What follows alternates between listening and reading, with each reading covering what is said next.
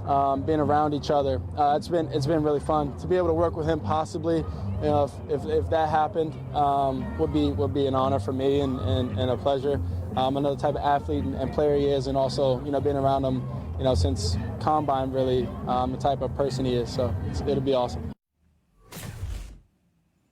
We're about 24 hours away from when Williams expects to hear his name called #1 overall, and he says he feels calm in anticipating that moment. It's something he's been preparing for the last 12 years.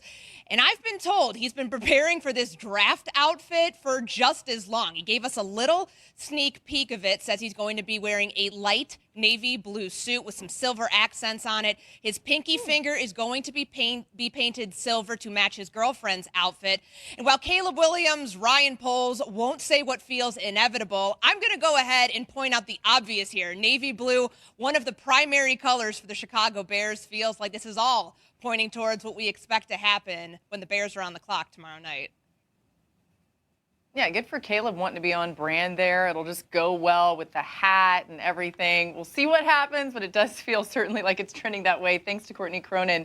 The latest, really interesting, too, about potentially the pair. A lot more interesting. And when the Giants are scheduled to pick at 6 overall, there's an excellent chance that Caleb Williams, Jaden Daniels, and Drake May all off the board, as you see here. Just slightly more than a 50% chance that J.J. McCarthy will be on the board, according to ESPN Analytics draft day predictors. So just 5 years ago, the Giants took Daniel Jones with a 6th overall pick. Sal Palantonio with the Giants has more on their plans. Hey there, Laura. With the number 6 pick in the first round, the Giants are looking to move up in the first round and draft a quarterback. And they've done a lot of work with Drake May of North Carolina. Drake May was here in the facility. He did a film study session with Brian Daboll. Daboll used to coach Tom Brady in New England. They went through film of Brady doing option routes with Rob Gronkowski. There was a comparison to Josh Allen, who Daboll used to coach in Buffalo. They liked Drake May's size, his playmaking ability. They did a lot of work with J.J. McCarthy of Michigan. They did a lot of work with Michael Penix Jr., visited him out in Washington. But if they want to get one of the top quarterbacks in this draft, they will have to move up. And will they have a willing trade partner with the New England Patriots at number 3? Well, here's Mike Reese with those Patriots. Sal Pal, you often say, here's the headline. So here's what it is in New England. A Patriot source telling me our legacies will be tied to what we decide at quarterback. I'm told they're operating with the mindset that unless you have a long-term answer at the position, you can't win. This is unfamiliar territory for the Patriots, picking 3rd overall, the highest pick in owner Robert Kraft's 31-year tenure, why he's called it the most anticipated draft of his time. And one last thing, the Patriots are listening to trade offers, but head coach Gerard Mayo says it would take a bag for them to move the pick. And as of last check-in, no bag has arrived here in Foxborough. Laura? Oh, I love Mike Reese. Yeah, Reese, the All right, so the bag ain't there yet. But let's say it does get there. Matt, I'm curious. You heard Mike Reese talking about the possibility of a trade for New England. What do you see potentially for them, specifically moving down?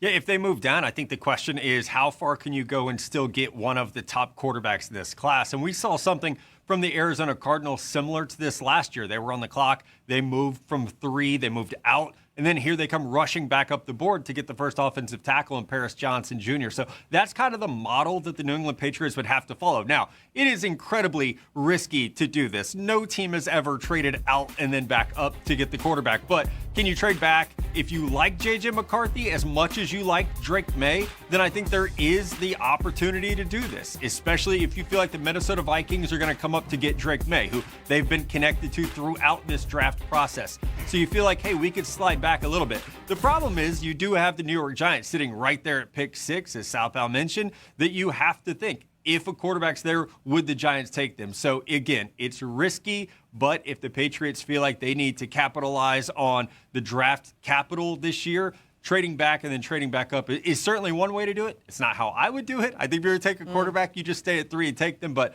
they definitely have some opportunities here.